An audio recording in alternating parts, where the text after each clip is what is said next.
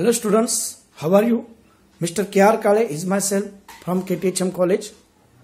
Because of lockdown in Maharashtra, it is not possible to tell us when our school and colleges were open to our education.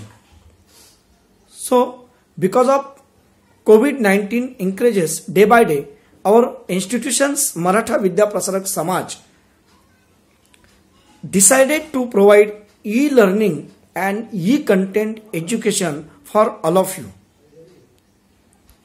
And on the level of this institution decision, I request to all stay home and stay safe and learn every subject. Students, we have already introduced in 11th class meanings of microeconomics and macroeconomics. But in 12th standard, we learn deeply about macroeconomics and microeconomics. In this my lecture, I am going to teach you macroeconomics meanings, macroeconomics definition, macroeconomic scope and main features of macroeconomics. Now, branches of economics. We know very well there are two main branches of economics. First, microeconomics and second, macroeconomics. In 1933, Sir Ragnar Fish coined the terms microeconomics and macroeconomics. These terms are derived from the Greek words micros and macros respectively. Now we learn meanings of microeconomics, definitions of macroeconomics and scope of macroeconomics and the main features of macroeconomics.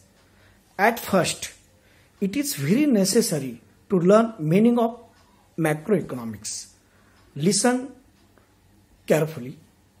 Meanings of macroeconomics.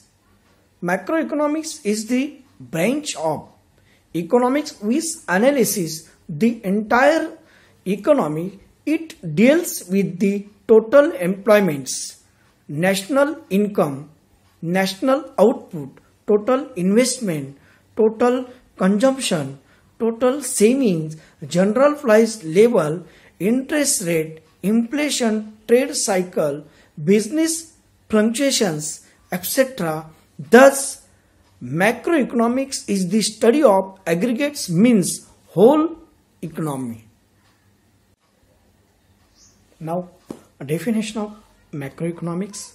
J.L. Hansen.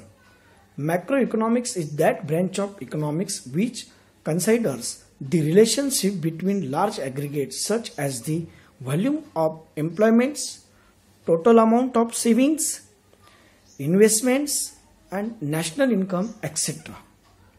Now, second definition, according to Professor Carl Shapiro, macroeconomics deals with the functioning of the economy as a whole. Means, according to Carl Shapiro tell about macroeconomics. Macroeconomics studied depend on whole economy. Now, the following charts gives an idea about the scope of macroeconomics. Read and see the chart carefully. Scope of macroeconomics. Theory of income and employments. Theory of general price level and inflation. Theory of economic growth and development. And macro theory of distribution. In theory of income and employments, theory of consumption function and theory of investment function. Main theory of business cycles. Business cycles depend on theory of consumption function and theory of investment function. See, the point about scope of macroeconomics. Read it carefully one by one. First, theory of income and employments, the theory of general price level and inflation. Third, the theory of growth and development. Fourth, macro theory of distribution. Now we explain these 4 points one by one. Listen and read it carefully. First, theory of income and employment. Macroeconomics analysis explains which factors determine the level of national income and employment and what causes fluctuations in the level of income, output and employment. To determine, we have to study the consumption and investment function. Theory of business cycles is also a part and parcel of the theory of income and employment. Means in first point, in first scope, we studied consumption function and investment function. Theory of business cycles is also a part and parcel of theory of income and employment. Second, theory of general price level and inflation, meaning macroeconomics analysis shows how the general price level is determined and further explain what causes fluctuations in it. The study of general price level is significant on account of the problems created by inflation and deflation. Inflation means when day by day general price level are increases, we can say this situation, this condition of economics in inflation condition, and deflation when general price level are decreases day by day, it is condition of deflation. 3. Theory of growth and development. Macroeconomics consists of the theory of economics growth, economic growth and development.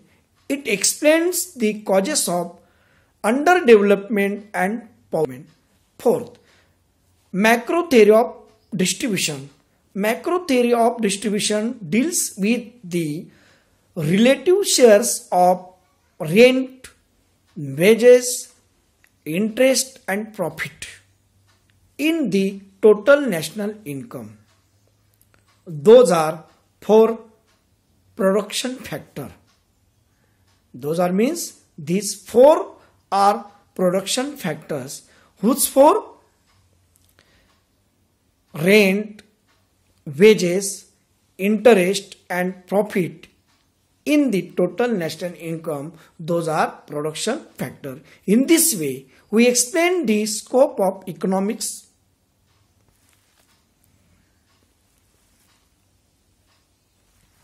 Macroeconomics. Following are the features of macroeconomics. At first, see one by one and read it carefully. First, study of aggregates. Second, income theory. Third, general equilibrium analysis. Fourth, interdependence. Fifth, lumping method. 6, growth model. 7, general price level. And 8, policy oriented. Now, I want to explain this 8 point one by one. Please listen it carefully and read it carefully. First, study of aggregates. Macroeconomics deals with the study of economy as a whole.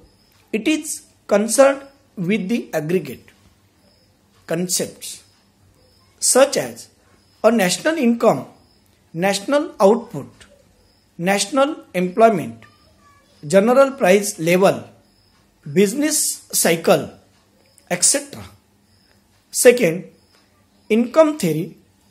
Macroeconomics studies the concept of national income, its different elements, method of measurement, and social accounting. Macroeconomics deals with the aggregates demand and aggregate supply. It explains the causes of fluctuations in the national income that lead to business cycles, inflation and deflation. Inflation means when the general price level are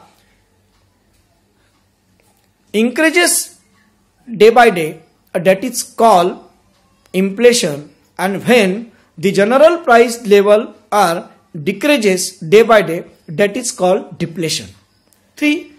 General equilibrium analysis. Macroeconomics deal with the behavior of large aggregates and their functional relationship.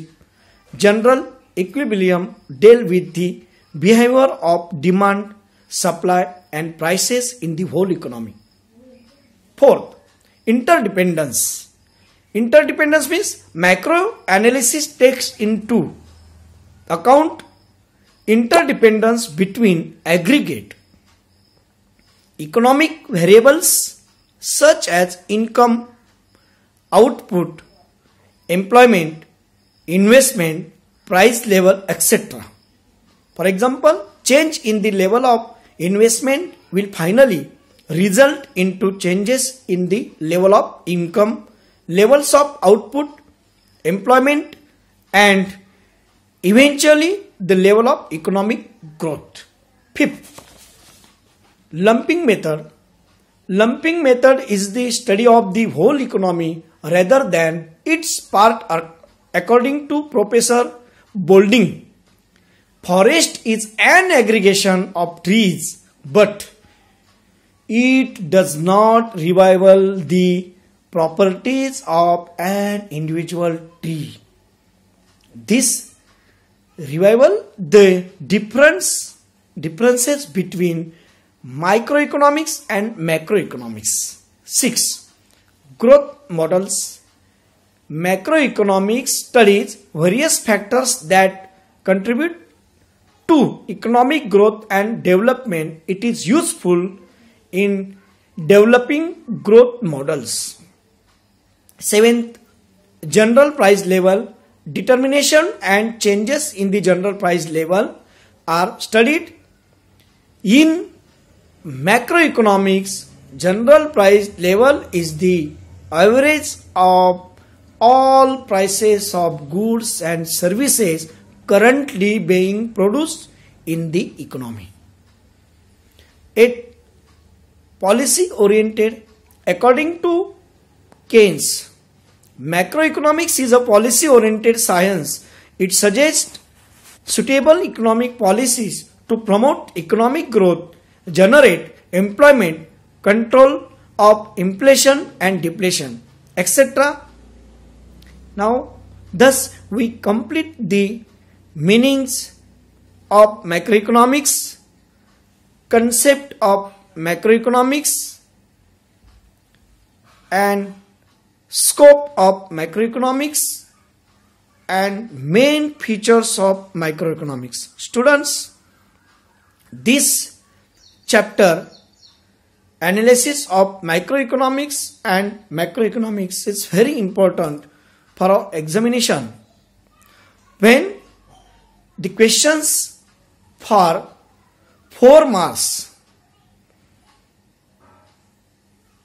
only scope of macroeconomics, please write down the 4 points and analysis these 4 points. If the questions for 8 marks, scope and features of macroeconomics, we write down scope in 4 points and all the features of macroeconomics in our answer. Thank you.